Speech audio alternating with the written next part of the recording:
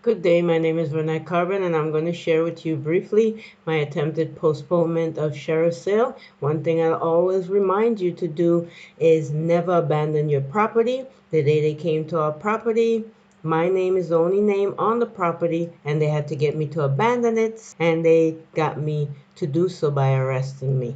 So make sure, if this ever happens to you, if you do not contact me to help you to stop your foreclosure and they break through the back of your house, which that's what they do, they don't break the front door because they know what they're doing is wrong.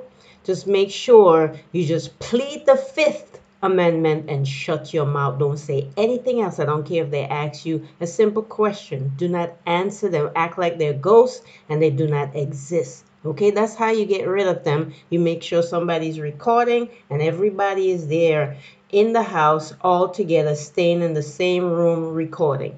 Do not leave and separate yourself in the house. I'll keep repeating that. So whatever you do, make sure just shut your mouth. That's something I learned. I learned that lesson and I keep repeating it in these videos. Do not do what I did. Okay? Do not run your mouth and quote laws. I'm going to share with you in the next video the actual eviction. So look forward to that. Yes, it was recorded. And again, I'll share that with you in the next video. A week before the alleged foreclosure, I submitted a postponement of sheriff's sale and was able to go before the judge the same day. It was like 8 o'clock in the morning to try to stop them from selling the house on May 18, 2018. So I'm going to share a brief animation. I shared this story and I had it animated. Someone did a great job of animating this story. So let me share with you my experience with postponing the sheriff's sale. But actually, I guess the judge wasn't too happy with the reason why I needed it postponed, as far as presenting them with that a $600,000 bill of exchange. They wanted me to say, oh, well, I'm getting a loan modification, because loan modifications benefits everyone except the homeowner. It's a brand new loan and for more years, for most likely 40 plus years. So yes, it's much more beneficial to everyone but the homeowner and even the judges. They're all involved in it, from the recorder of deeds, from the judges, the sheriff, the county clerk, assessors, the cops. I mean, all of them are in on this mortgage-backed securities fraud scam.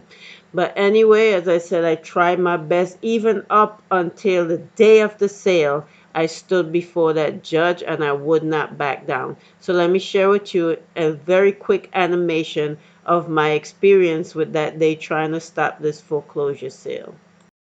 On May 18th, 2018, BB&T Bank claimed they foreclosed on this property, and I stood before the judge at 8 a.m. in the morning on that day, pleading for that judge to not touch that home and not sell it in a foreclosure auction.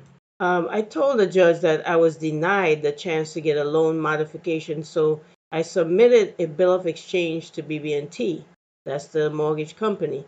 Now, at that time, I did not know how much, that much about the straw man, but I was recently introduced to the straw man. And I paid a more $2,400 to file my UCC paperwork. I was also told that once I became a secured party creditor, then I could submit a bill of exchange as tender of payment. That was true, but my UCC was not prepared properly, and an extremely important process was missing. Anyway, I did not know at the time it was done incorrectly, but I boldly and confidently gave BB&T a $600,000 bill of exchange, which was almost 3 times more than the principal amount they claimed I owed. My principal was $241K. So a $600K bill of exchange should more than discharge that debt. Well, to my surprise, the judge asked me to approach the bench and show her a copy of the bill of exchange that I presented to BB&T, and I did that 2 days prior.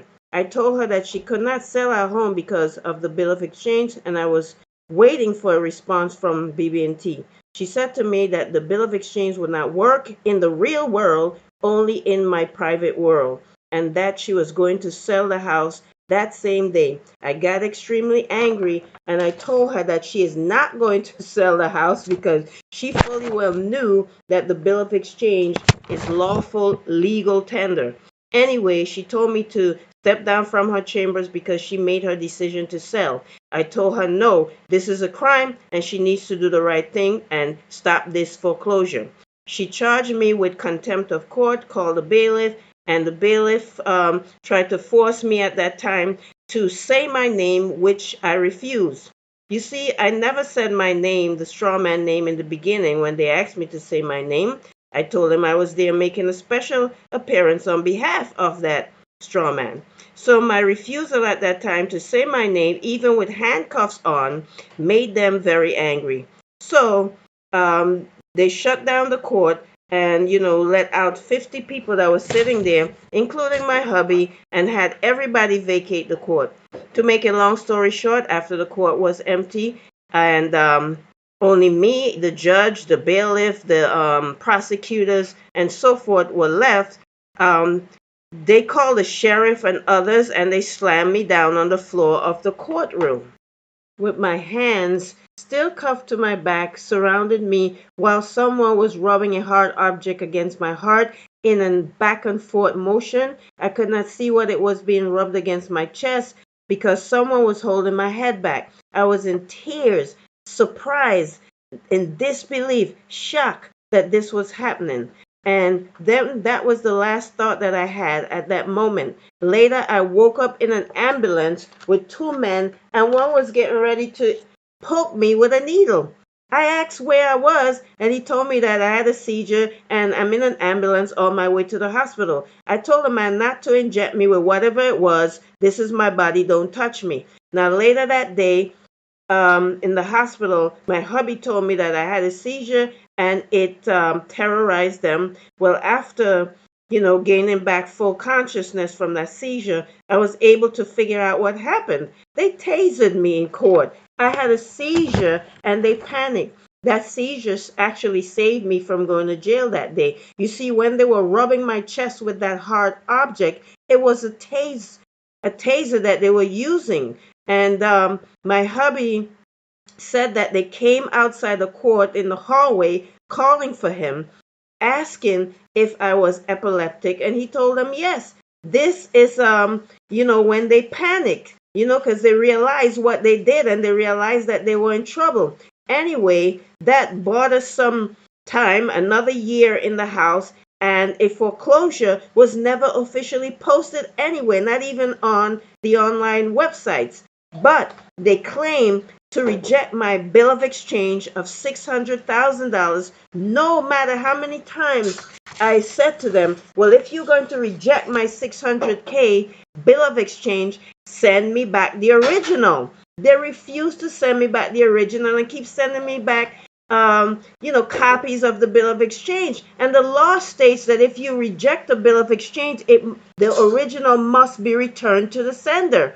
So I knew something was wrong, but again, I didn't figure it out at that time. Anyway, later on, I ordered the QSIP numbers when I found out about QSIP numbers and found out that the bill of exchange was being traded on the market, on the stock market. So they were making millions off of that bill of exchange, trading it. And as you can see, I mean, this is insane. A year later, taking away a house, you get you already were prepaid at closing, you get another 600K, pretend to reject it when you know you're trading it on the market making money, and you take somebody's house. I mean, this is a serious crime. Serious. I was so angry on the day of the eviction that I was yelling out laws, to the cops and the sheriff, whoever was there. But there is nothing seemed to faze them. And they burst through the back of the house with no warrant, no paperwork, nothing official signed by any judge, not even the court, the court clerk. And I'm going to share with you a short clip of that actual eviction, some of it, okay? Just a little bit I got before they knocked the camera out of my hand and hit me in my back. And that's how they got me and was able to arrest me that day. Anyway, I hope this was beneficial to you. And if you're in a pre-foreclosure or you're already in a foreclosure, whether it be judicial or non-judicial, we can help you. We can definitely help you. Some people's cases are more complicated than others. Some take longer than others. But either way, contact me, and you can do so on the website. You can call and leave a message. You can send an email and so forth. Okay? And no one loses their home under my watch. All right? Thank you so much for watching. Much love and peace.